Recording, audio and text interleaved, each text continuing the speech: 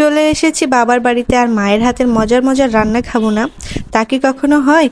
তো যেহেতু ঈদের বেশ এক সপ্তাহ পরে আমি বাবার বাড়িতে এসেছি, সেহেতু হচ্ছে ঈদের পর থেকে মাংস, ডিম এগুলোই খাওয়া হচ্ছে। তো আমি হচ্ছে মাকে বলছিলাম যে তুমি একটু গ্রামের সব কিছু রান্না করো। তো মা বলছিল ঠিক আছে। তো মা হচ্ছে এখানে সজনা ডাঁটা দিয়ে বেগুন রান্না করবে, আর এই ছোটো ছোটো আম দিয়ে টক রান্না করবে। কে কে এই ছোটো আম দিয়ে টক খেয়েছেন অবশ্যই কমেন্টসে জানাবেন। তো এই তো দেখুন, আমি হচ্ছে তারপরে আম্মু রান্নার ব্যবস্থা করছিল, আর আমি এই গ্রামের পরিবেশগুলো সুন্দর মতো ভিডিও করছিলাম। তো গ্রামে এই সুন্দর পরিবেশগুলো কিন্তু অনেক বেশি সুন্দর, আর আমার বাবার বাড়ি গ্রামে হলেও কিন্তু একেবারে রাস্তার সাইডে, তো রাস্তার সব কিছুই দেখা যায়। আর এখানে একটা কাক এসেছিল, অনেকদিন কাক দেখা হয় না, আমাদের শহরে কিন্তু কাক দেখাই যায় না। তো এই কাওয়া কাকগুলো কোথা থেকে আসছিল জানি না, বেশ ভালোই লাগছিল। তো ওরাও একটু ক্লিপ নিয়েছিলাম আমি। আর এদিকে সবুজ সবুজ অনেক গাছও লাগিয়েছে আমার মা। তো এর মধ্যেই কিন্তু আম্মু সব রান্নাগুলো শেষ করে ফেলেছিল। আমি আর ভিডিও ক্লিপ নিইনি, বাইরে যেহেতু অনেক বেশি গরম সেহেতু আমি আর বসতে পারি নাই। তো এখানে আম্মু আজকে রান্না করেছিল, আমার যেটা কাঁকড়া ভুনা করেছিল।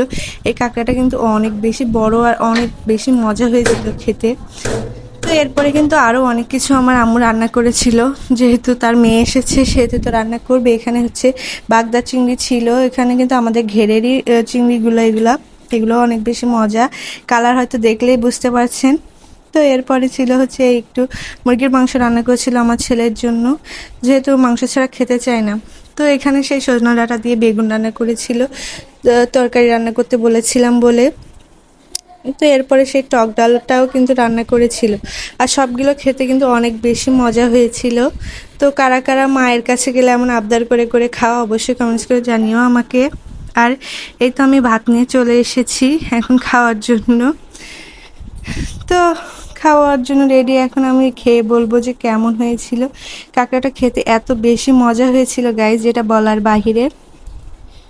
তো এই তো আমি মুখে দিয়েই তো এখন ভয়েস কভার দেওয়ার সময় আবারও খেতে মন যাচ্ছিল। তো গাইস, কে কোথা থেকে আমার ভিডিওটা দেখছো অবশ্যই কমেন্টস করে জানিও, আর সবাই আমার জন্য দোয়া করো। সবাইকে আল্লাহ হাফেজ।